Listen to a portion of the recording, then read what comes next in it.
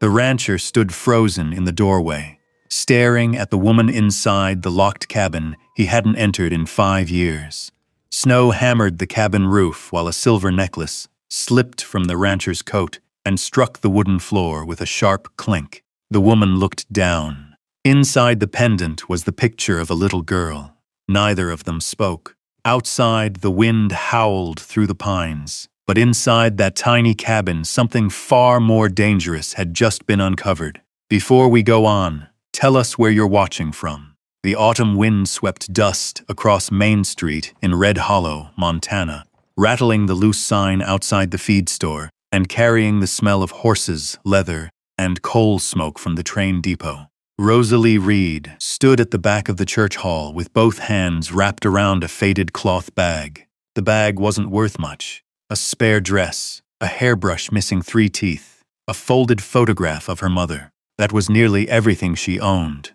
The room around her was slowly emptying. One by one, ranch owners had chosen workers for the coming winter. A strong farmhand, a cook, a stable boy, a seamstress. Every name had been called except hers. The pastor glanced down at his list again. Then he folded the paper. The sound seemed louder than it should have. Rosalie felt her stomach sink. That was it. The meeting was over. Outside, wagon wheels rolled across the dirt road. Someone laughed near the doorway. Chairs scraped against the wooden floor as people prepared to leave. Nobody looked at her, not directly, but she could feel it. The quick glances, the hesitation, the silent decision to keep moving. 3 weeks earlier, she had stepped off a train from St. Louis, believing she could start over. 3 weeks later, she was sleeping wherever she could find shelter. A church bench, a storage shed, the corner of a boarding house porch. Anywhere the cold couldn't quite reach. The pastor cleared his throat. "May the Lord watch over all of you this winter." Several people nodded. Men reached for their hats. Rosalie lowered her eyes. She could already picture another night outside. The first snow wasn't far away. She knew that. Everyone did. A ranch owner near the front muttered something to another man. The second man shook his head. Neither bothered lowering their voices enough. Too much trouble. Rosalie heard it. So did everyone else. She stared at the floorboards. For a moment, she considered walking away, leaving before anyone could see how badly it hurt. Then she thought about the nights already spent in the cold. She thought about the last letter from St. Louis accusing her of theft. She thought about the woman who had replaced her employer and decided blame was easier than truth. Something inside her refused to stay quiet. Before she could change her mind, Rosalie stepped forward.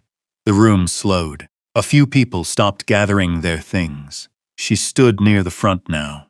The afternoon sunlight, coming through the church windows, caught the dust floating in the air. Her fingers tightened around the cloth bag.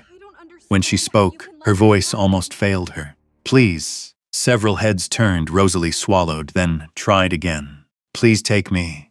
Silence spread through the room. She felt heat rise to her face, but she kept going. "Just give me one chance." Nobody moved. The pastor looked uncomfortable.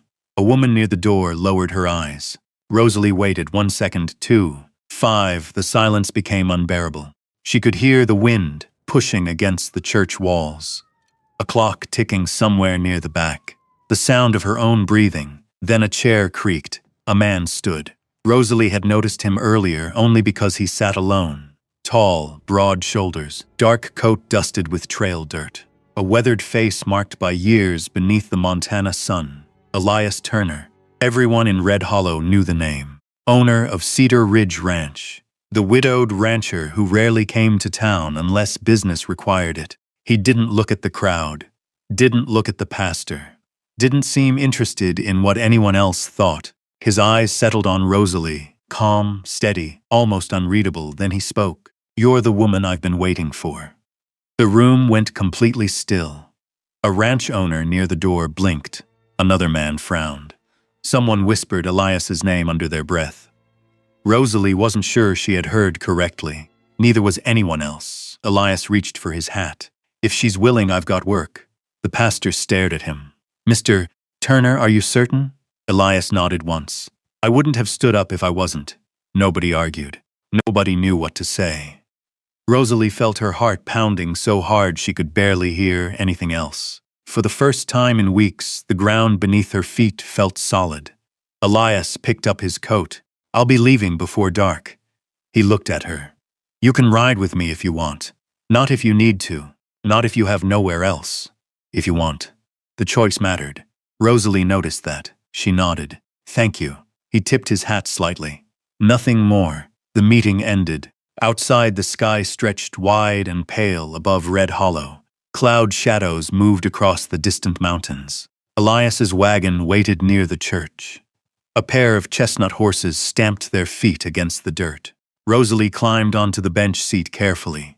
She expected questions. There were none expected curiosity. There was none of that either. Elias clicked the reins. The wagon rolled forward. The town slowly disappeared behind them. For a long while, neither spoke. The road west wound through open grassland where golden autumn weeds bent beneath the wind. The mountains stood blue against the horizon. Rosalie watched them in silence. The farther they traveled, the smaller Red Hollow became. Eventually, Elias reached into his coat pocket. He pulled something out, a small silver necklace, old enough that most of the shine had disappeared. The chain was worn smooth. The tiny pendant caught the fading sunlight. Without seeming aware of it, Elias rubbed his thumb across it. Once, twice, again, the same way a person might touch an old scar. Rosalie looked away before he noticed. Minutes passed. Then she glanced back. The necklace was still in his hand, his gaze fixed on the distant mountains, far away, lost somewhere she couldn't see. The wind moved through the grass. The wagon wheels creaked. A hawk circled high above the valley. Rosalie wondered who the necklace belonged to. A daughter, a sister, someone he loved, someone he lost. But she didn't ask. The silence between them didn't feel cold, only careful, as if both carried things too heavy for strangers. The sun was beginning to sink when the mountains grew larger ahead. Cedar Ridge Ranch waited somewhere beyond them. Rosalie looked down at the cloth bag resting in her lap. A few hours earlier, she had been the woman nobody wanted. Now she was riding toward a future she could not see. Beside her, Elias Turner closed his hand around the old necklace once more. And neither of them knew that this quiet road through the Montana wilderness was about to change both their lives forever. The sun had slipped behind the mountains by the time they reached Cedar Ridge Ranch. The road narrowed between tall pines. Shadows stretched across the ground. The smell of cold earth drifted through the evening air.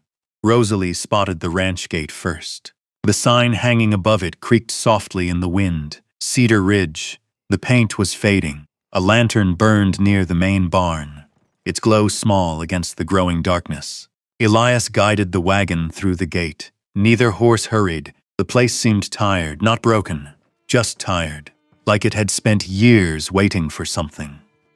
The ranch house stood at the center of the property. A long porch wrapped around the front. Several windows were dark. The barn leaned slightly toward the north fence. A water trough sat half empty. Nothing looked neglected enough to be abandoned. Yet nothing looked cared for either. Rosalie climbed down from the wagon. The mountain air felt colder than anything she remembered from St. Louis. Elias carried her bag before she could reach for it. "I've got it," she nodded. He led her toward the house. The front door opened with a soft groan. Warmth did not greet her. Silence did. The kitchen table was clean but bare. No flowers, no books, no signs of company. Only a coffee mug beside the sink and a pair of work gloves hanging from a nail. Elias set her bag beside a small bedroom near the back. "The room's yours." Rosalie stepped inside. A narrow bed, a dresser, a wash basin. A quilt folded neatly at the foot of the mattress. The room wasn't beautiful, but it was hers. For tonight at least. That alone felt like a gift. "Thank you," she said quietly. Elias nodded. "Supper's on the stove." Then he disappeared down the hallway. The house settled back into silence. Later that night, Rosalie sat at the kitchen table with a bowl of beef stew warming her hands. Rain tapped softly against the window. The lamp beside her cast a small circle of light. For the first time in weeks, She wasn't wondering where she would sleep. She should have felt safe. Instead, she felt curious. The house carried memories. You could sense them. Pictures had once hung on the walls. A rocking chair sat near the fireplace. One corner of the room looked untouched for years, as if someone had walked away and nobody had been willing to disturb the space afterward. The next morning she woke before sunrise. Habit. The ranch was quiet except for the distant sound of horses shifting in the barn. Rosalie pulled on her boots and stepped outside. Frost covered the grass. The mountains glowed pale blue beneath the morning sky. She walked around the property slowly. The closer she looked, the more she noticed. Fence posts needed repair. Paint peeled from the porch rail. Dead vines tangled around a neglected vegetable garden. Then she saw it.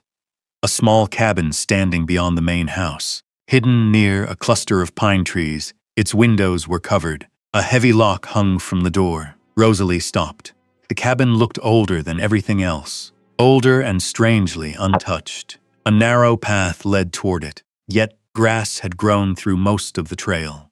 She studied it for a moment, then heard footsteps behind her. Elias stood near the porch. His expression changed the instant he noticed where she was looking. Not anger, something quieter, something harder. He turned away almost immediately. "Breakfast is ready." Rosalie looked back toward the cabin. Then at him, she asked no questions. He offered no answers. By noon, she had already found work to do. The kitchen shelves needed cleaning. The pantry needed organizing. The coffee beans were stored beside lamp oil. The flour sacks sat open. Nothing was impossible, only neglected. She tied back her sleeves and got started. 2 days later, the smell of fresh biscuits drifted through the house. One of the ranch hands stopped halfway through the doorway.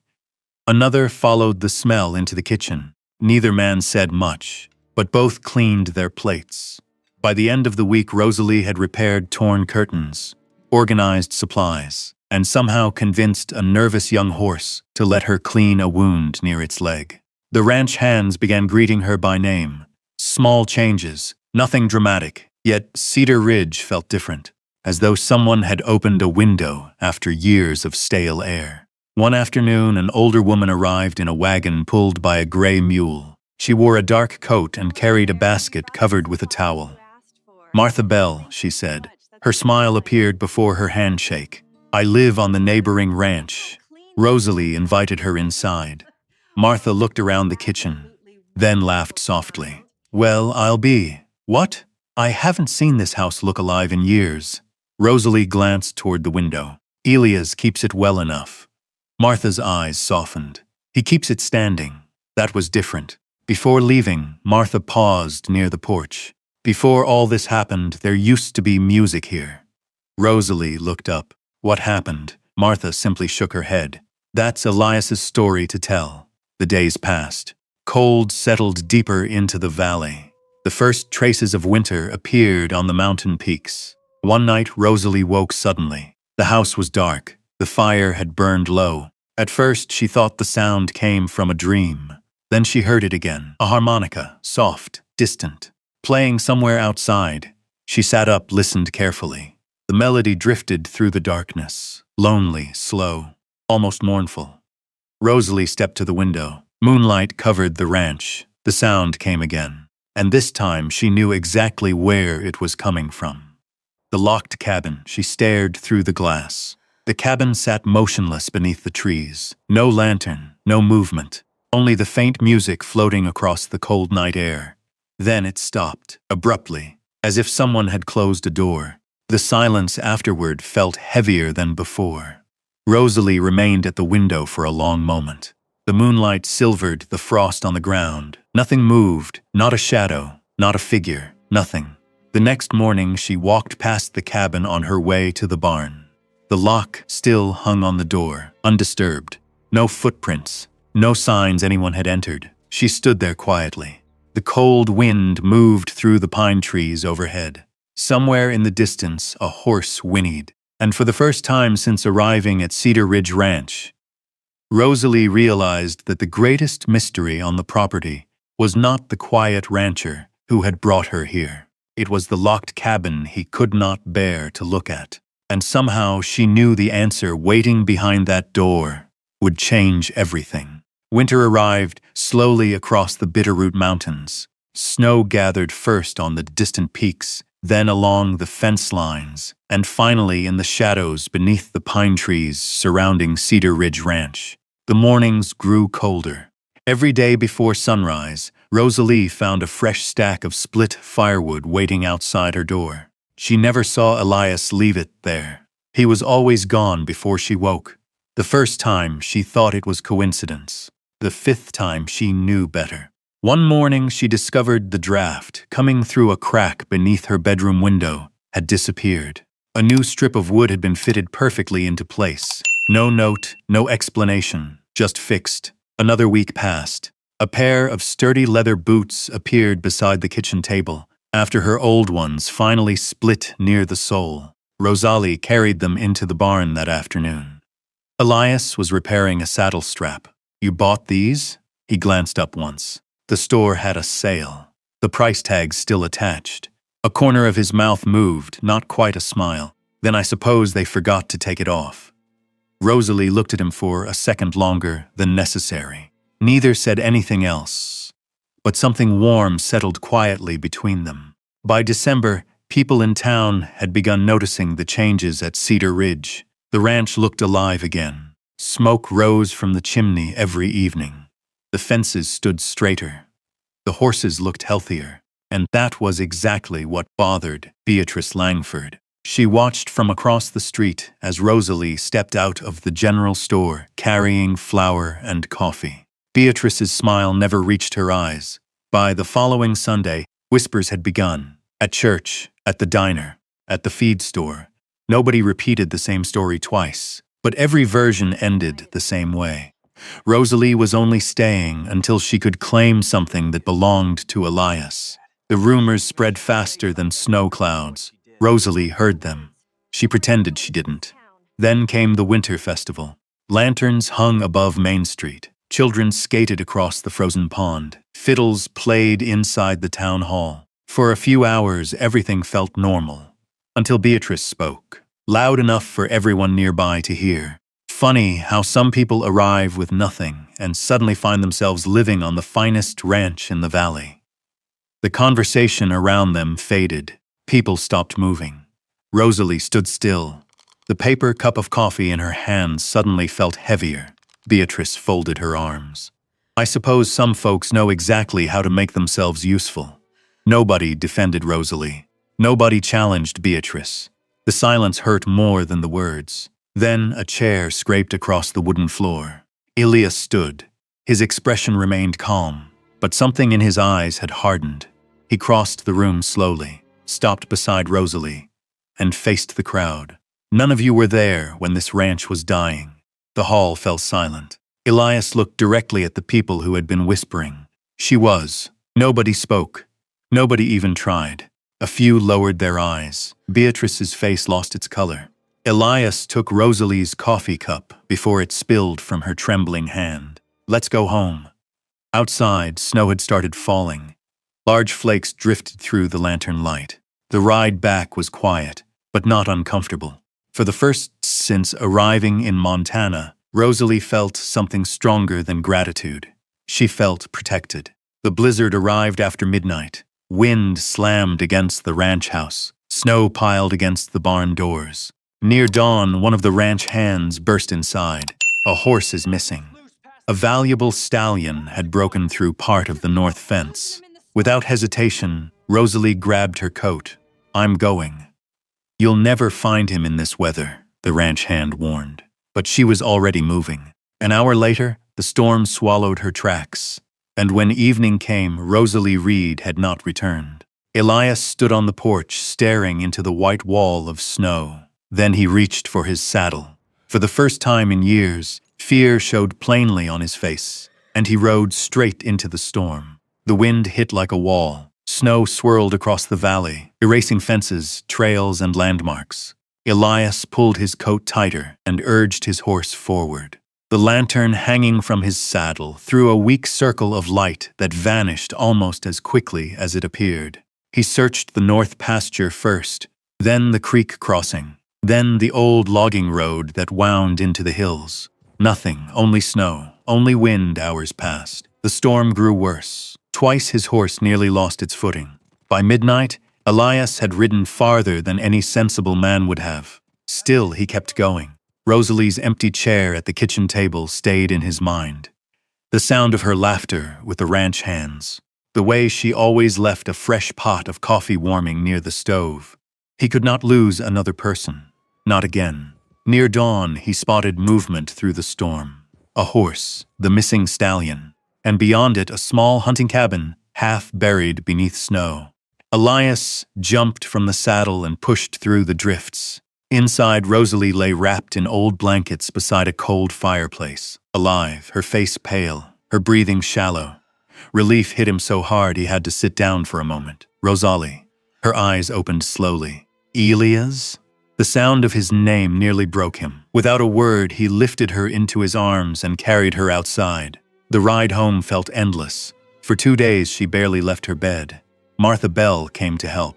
The ranch hands kept the work moving. Elias checked on Rosalie more often than he realized.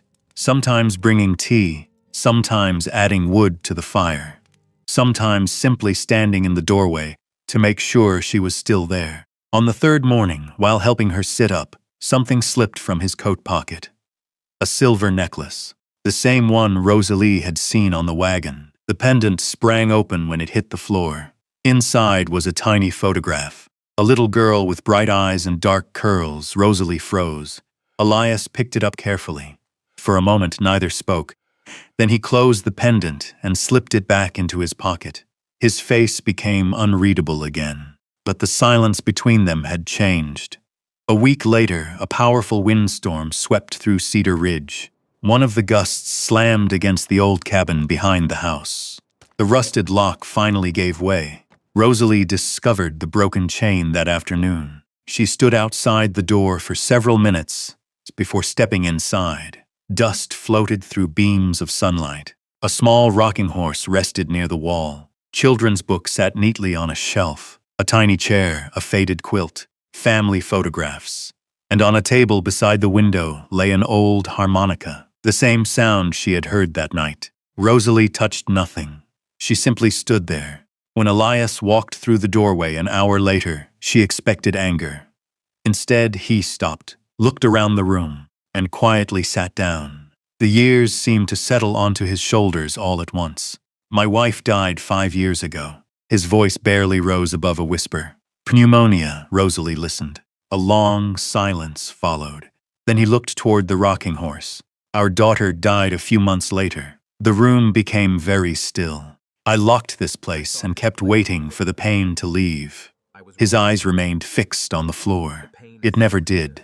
Rosalie said nothing. No advice, no comfort, no promise. She simply sat beside him. The late afternoon sunlight moved slowly across the wooden floor. And for the first time in 5 years, Elias Turner was not alone with his grief. Neither of them noticed the folded papers hidden inside an old desk drawer near the back wall.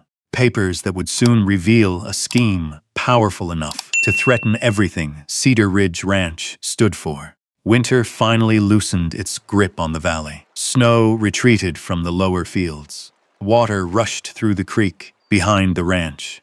The first patches of green appeared across the hillsides. Life was returning. For a little while, it felt as though peace had returned too. Then the letter arrived. A rider from town delivered it just after breakfast. Elias read it once, then again. His jaw tightened. Rosalie noticed immediately. "What is it?"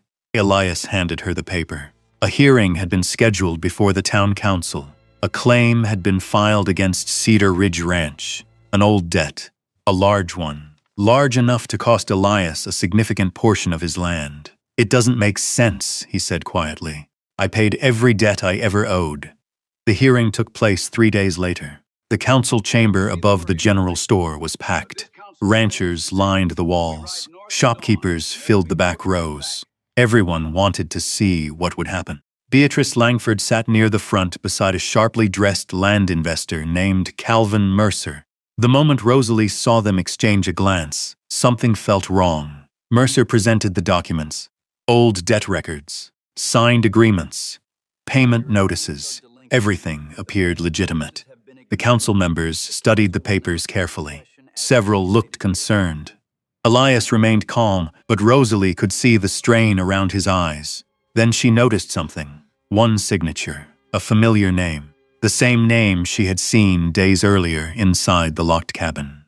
She remembered the letters stored in the old desk, the papers, the records, the correspondence Elias's wife had carefully preserved.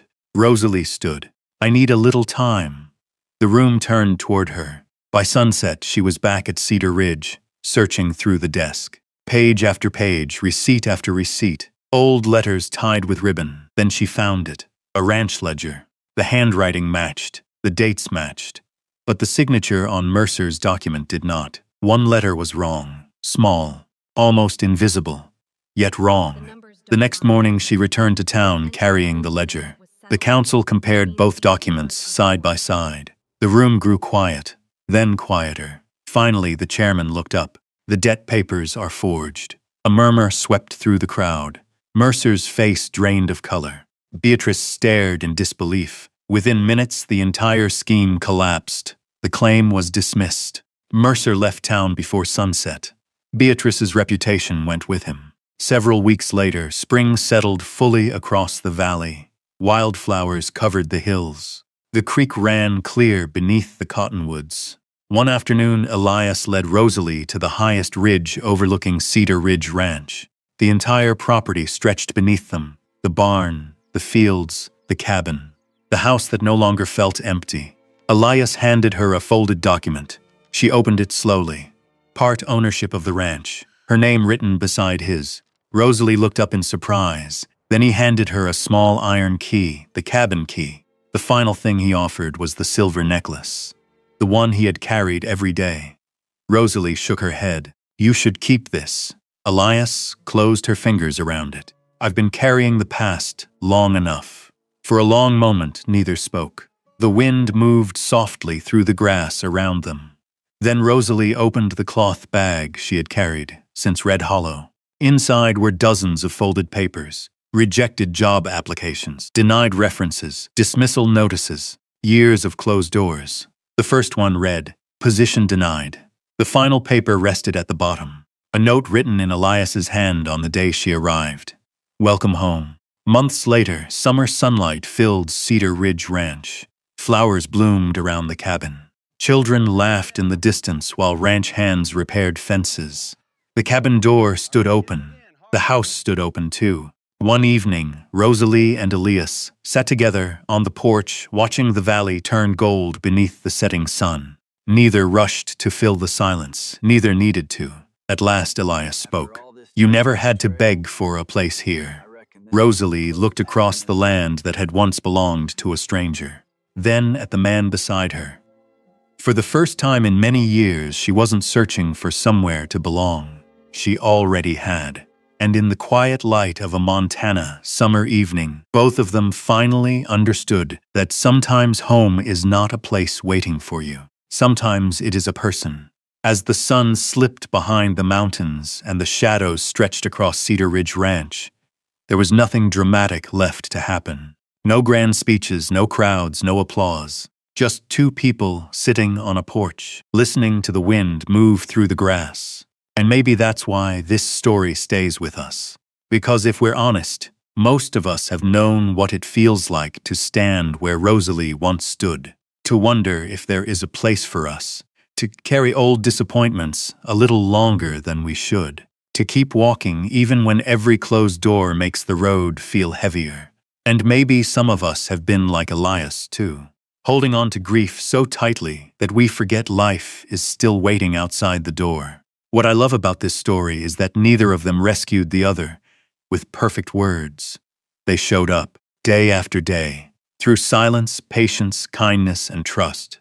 Sometimes healing doesn't arrive all at once. Sometimes it looks like a warm meal, a stack of firewood, a chair left open beside you. If this story touched your heart, I'd love to know where you're watching from and what part stayed with you the most. And if you enjoy stories about second chances, quiet courage, lasting love, and the people who help us find our way home. I hope you'll join us again. There are many more journeys waiting just beyond the next trail, and I'd be honored to share them with you.